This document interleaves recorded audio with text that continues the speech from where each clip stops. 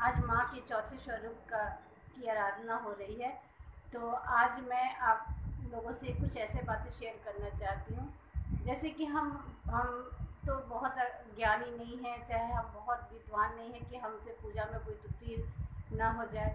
अगर हमसे पूजा में कोई भी त्रुटि हो जाए या पूजा करने के समय हमसे जो भी गलती हो जाए, उसके लिए हम माँ से क्षमा प्रार्थना करते हैं। और हर पाठ के बाद हम क्षमा प्रार्थना जरूर करें कि हमसे जो भी गलती हुई होगी वो माँ हमारा कल्याण करेगी और हमें माफ़ कर देगी। क्योंकि माँ तो माँ है ना। आप कितनी भी गलती करो, कुछ भी करो, लेकिन माँ तो कभी हमसे नाराज़ नहीं होती। तो इसलिए कोई भी बात मन में ये मत रखिए कि हम ऐसे करेंगे तो ऐसे हो जाएगा, वैसे पूजा में गलती हो जाएगी। कुछ भी नहीं होगा।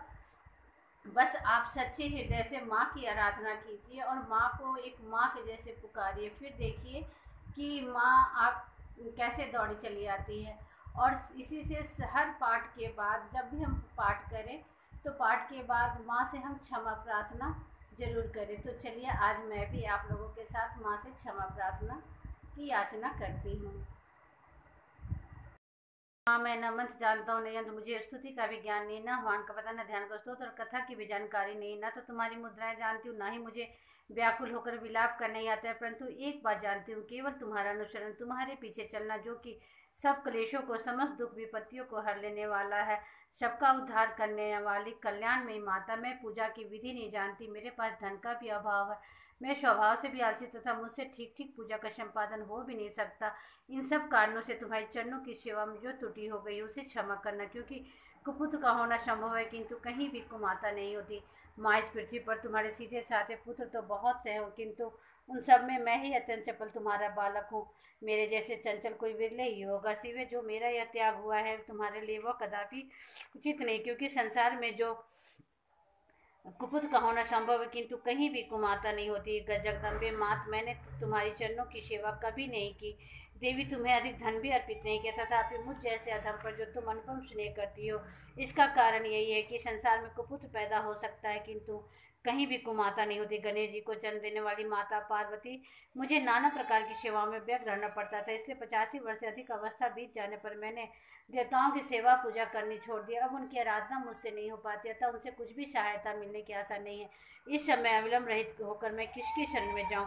माता अपर्णा, तुम्हारे मंत्र का एक अक्षर भी कान में पड़ जाए तो उसका फल यह होता है कि मुख चांडाल भी मधुपाक के समान मधुर वाणी का उच्चारण करने वाला उत्तम वक्ता हो जाता है। दीन मनुष्य भी करोड़ स्वर्ण मुद्राओं से संपन्न हो, चिरकाल तक निर्भय विहार करते रहते। जब मंत्र का के एक अक्षर का ऐसा फल है तो जो लोग विधि पूर्वक जप में लगे रहते हैं उनके जप से प्राप्त होने वाला उत्तम फल कैसा होगा। भवानी, जो अपने अंगों में चिता की राख भभूत लपेटे रहते हैं, जिनका विषी भोजन है, जो दिगंबर धारी हैं, मस्तक पर जटा और कंठ में नागराज वासुकी को हार के रूप में धारण करते हैं, तथा जिनके हाथ में कपाल शोभा पाता है, ऐसे भूतनाथ पशुपति भी जो एकमात्र जगदीश की पदवी धारण करते हैं। इसका क्या कारण है? यह मत उन्हें कैसे मिला? यह केवल तुम्हारी पानी ग्रहण की परिपाटी का फल है। तुम्हारे साथ विवाह होने से ही उनका महत्व बढ़ गया। मुख में चंद्रमा की शोभा धारण करने वाली माँ, मुझे मोक्ष की इच्छा नहीं है, संसार की वैभव की अभिलाषा नहीं है, न विज्ञान की अपेक्षा, न सुख की आकांक्षा।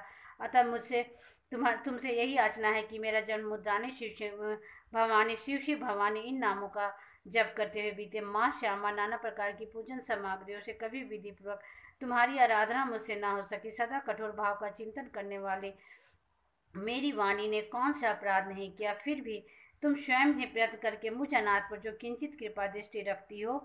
माँ, यह तुम्हारे ही योग है। तुम्हारी जैसी दयामयी माता ही मेरे जैसे कुपुत्र को भी आश्रय दे सकती है। माता दुर्गा, करुणा सिंधु महेश्वरी, मैं विपत्तियों में फंसकर आज जो तुम्हारी स्मरण करती हूँ, इसे मेरी सट्टा न मान लेना माँ। क्योंकि भूख प्यास से पीड़ित बालक माता का ही स्मरण करता है। जगदम्बे, मुझ पर जो तुम्हारी पूर्ण कृपा बनी हुई, इसमें आश्चर्य की कौन सी बात है? पुत्र अपराध पर अपराध क्यों न करता हो? माता उसकी अपेक्षा कभी नहीं करती। महादेवी, मेरे समान कोई पात की नहीं है, तुम्हारे समान दूसरी कोई पाप हारनी नहीं है। ऐसा जान के जो उचित जान पड़े वह करो। माँ, मैं पूजा की विधि नहीं जानती। माँ, मैं आपको आह्वान करने की विधि नहीं जानती, इसलिए अनजाने में मुझसे जो भी गलती हुई होगी उसे क्षमा करना। माँ, जय माता दी।